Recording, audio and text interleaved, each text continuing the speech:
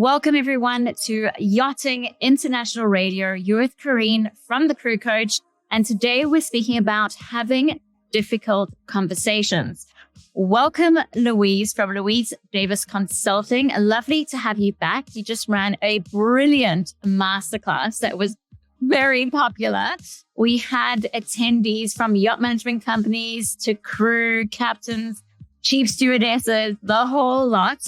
So it's a very much needed conversation, I think. It's to learn how to have difficult conversations. Yeah.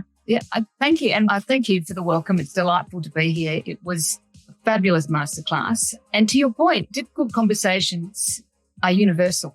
And so I think that whether it's on board, land-based, whatever it is, when I work with organizations, land-based organizations, but when we're working with people, there's always going to be difficult conversations to be had. So I would love to hear real life examples, Louise. I don't know. I'm pretty sure you'd have a big list of case studies where you had to navigate around those difficult conversations. So what would you say the most popular type of conversation that people tend to avoid? I think, let me give you some statistics before I jump into that, because I think there's a range of different topics. But the thing that has come through is that and this was research done through Bravely, an organisation, and they were researching land-based organisations.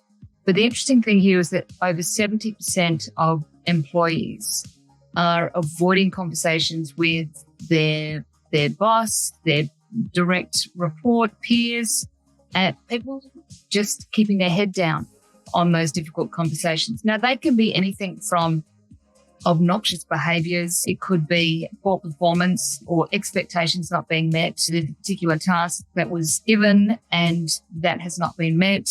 It can be around things like breaches of policy or safety, any of those sorts of different things. It can come down to even things like, and this is a big one as well, which is like personal hygiene.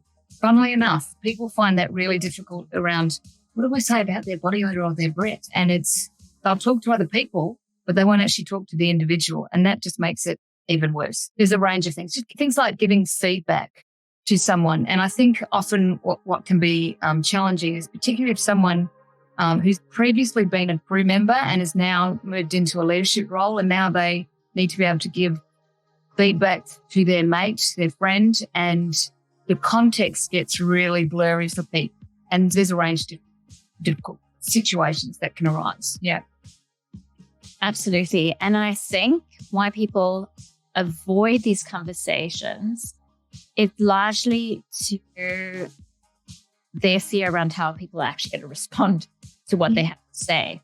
So they would rather avoid it. And we both know that if you avoid things, they're going to just fester and become a lot more complicated and time consuming and stressful to resolve. So that is why we need to learn these skills on how to have these conversations so that you can reduce the, I would say, mental load for yourself and be effective in your role.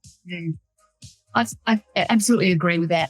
My confession always when I'm working with groups with clients around difficult conversations is I don't like them either, because they're around uncomfortable topics often for the individual. And for me, I'm like, I'm one for, it's all just get along, like I'm all for harmony. But the reality is that when we're working with people, there's always going to be some degree of conflict that happens. And that is normal. That's the thing that we have to appreciate, is that if to be a part of any functioning team, debate and disagreement are a key part of that. If you avoid those conversations, then what happens is that ability to work tightly as a team, a cohesive team, starts to get fractured. And to your point, what happens is that mental load that goes on. I call it, it's like mental gymnastics. Sometimes I think I'm a gold medalist with the conversation going on in my head. And it's, no, let's bring it back. Because the difference for me now, when I still don't like conversations, but the thing is, I know how to do them. And so what happens is, to your point around the festering that can go on, if I put it off for too long, what happens is that the conversation, just that issue, what was initially a small niggling issue that I didn't address at the time, starts to just get bigger in the background. And as much as it's like the elephant in the room that we don't want to talk about, it's one that just is, okay, now it's become a bigger issue. Now it's escalated.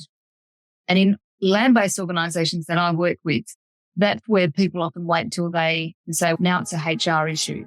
And I know that's not necessarily the option that goes on so much in ocean-based situations and in the yachting community as such. So really having the skills and the insights to go, how do I start to lead that conversation? How do I take the initiatives, even if I'm not in a leadership role, but having the initiative to put it on the table and know how to start the conversation. But we actually have to address, the way I talk about it is there's actually two conversations that we need to have. It's the one that's going on in our head, and then the conversation that we need to have with the individual about what it is happening. And that's what we went into much more detail in the masterclass. So, yeah. Yes, and we'll talk about the masterclass in a moment.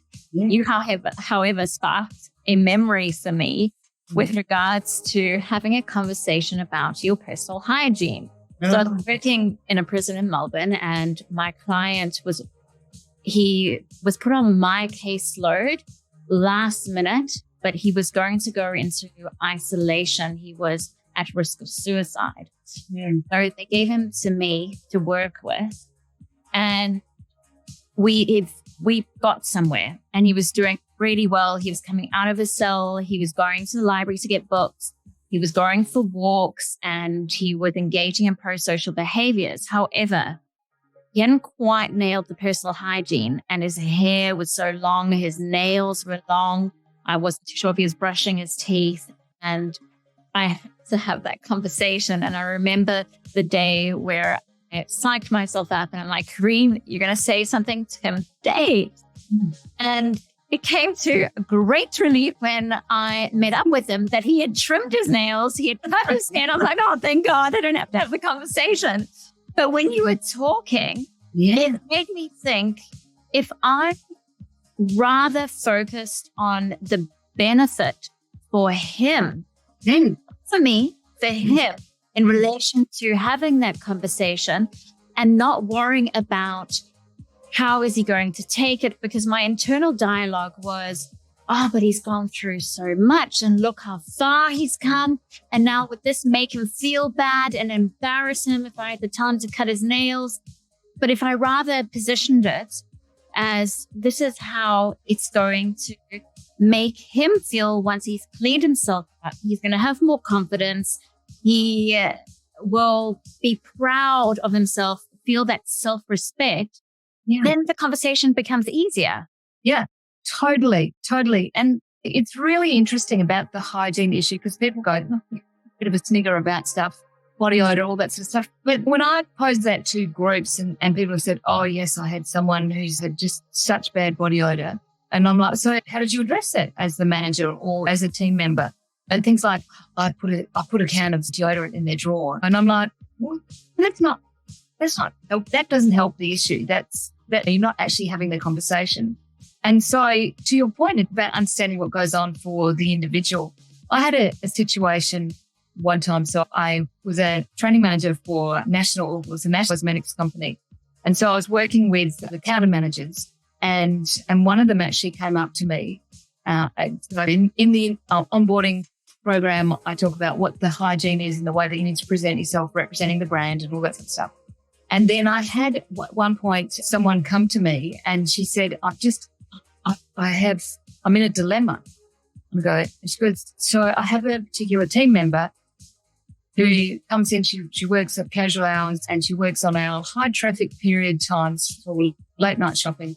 And it's really difficult. And I go, well, what's the issue? What's going on?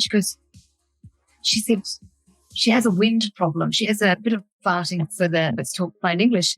But here was the thing that went on. The irony was not lost in the fact that she was spraying fragrance, but hiding behind the counter. And it was like this whole thing that was going on. And people were like, what do we do? And I said to her, look, have you had a conversation? She goes, I don't know how to address it. And I said, now that you've told me, now I'm involved. Now you've got to think about how that's going to look for her when there's a third party coming in.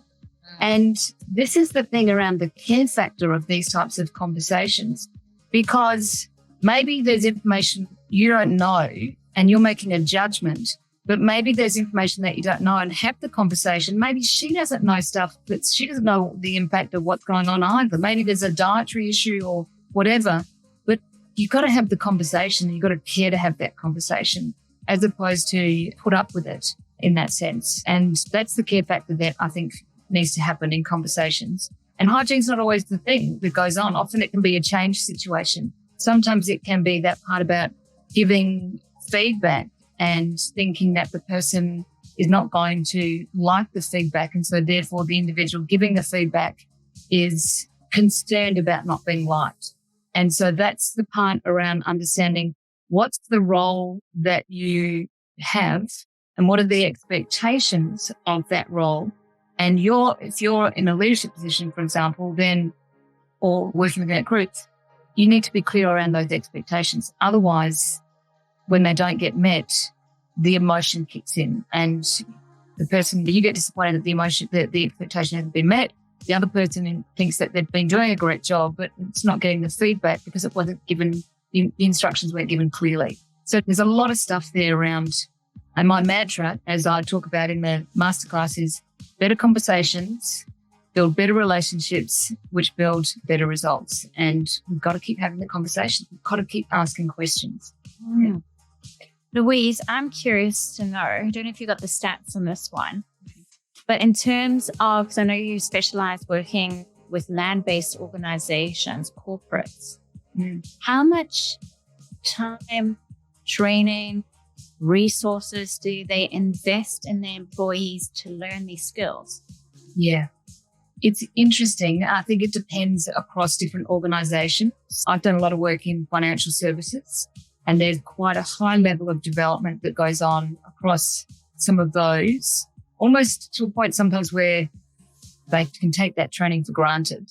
And then other organizations, it depends in terms of where there can be a high investment. If I just summarize across this, a bigger statement, but there's a lot of investment around in operational and technical expertise. And so I'm often working with a lot of people who have been promoted internally through the business, their organisation, and that because they have great technical skills and operational skills, and there's potential for people development. But often, and this is where I was having a conversation with a potential client yesterday, just in terms of there's this assumption that people learn the people skills, the professional development people skills, but that's not necessarily the case.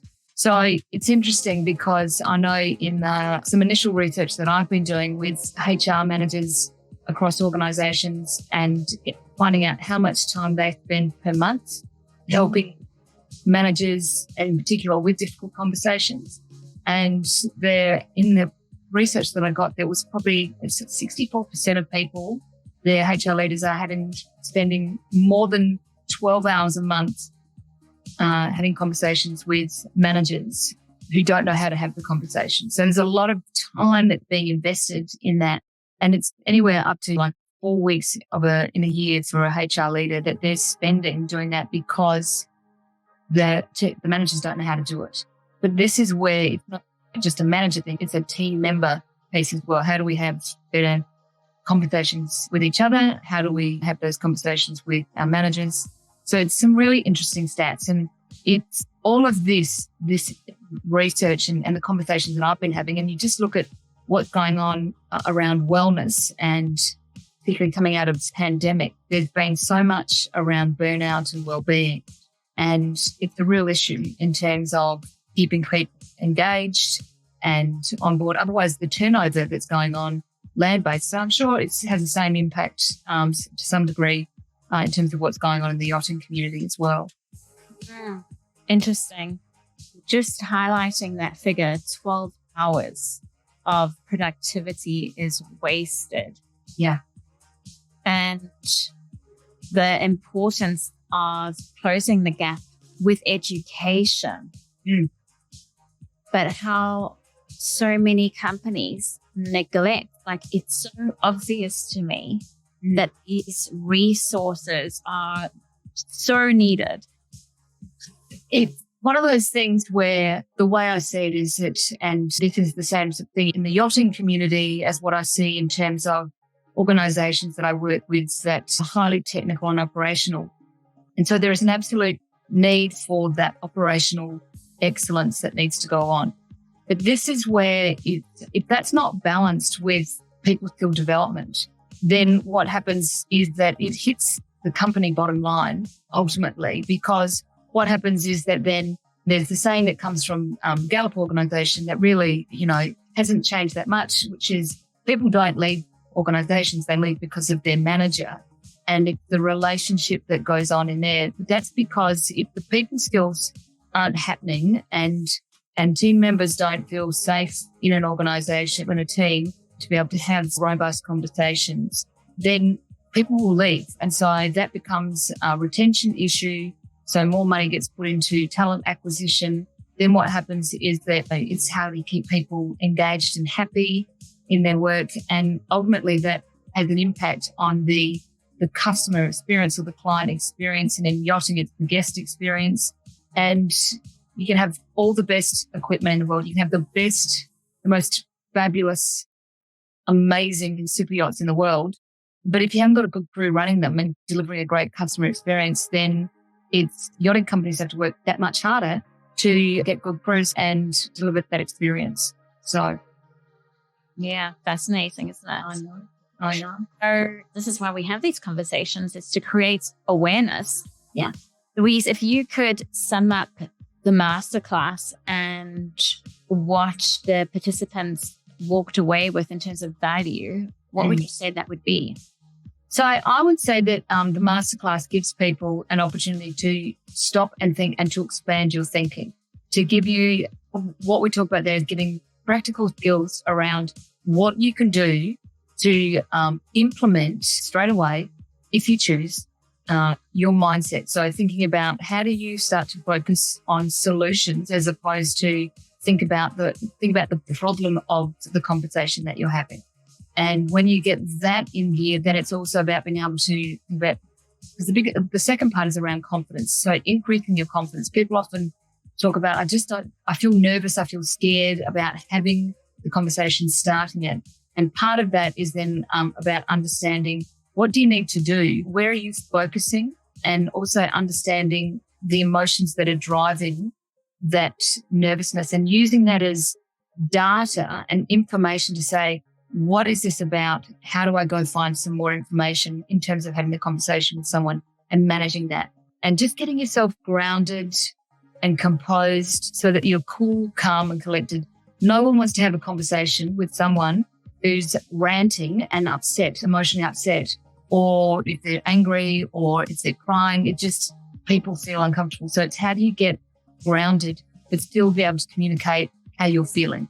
And then when you've got those two pieces, you're able to then we talk about the framework. And having a framework for a conversation keeps you on track. Just like having navigation tools and keeping you on like the charts, so to speak.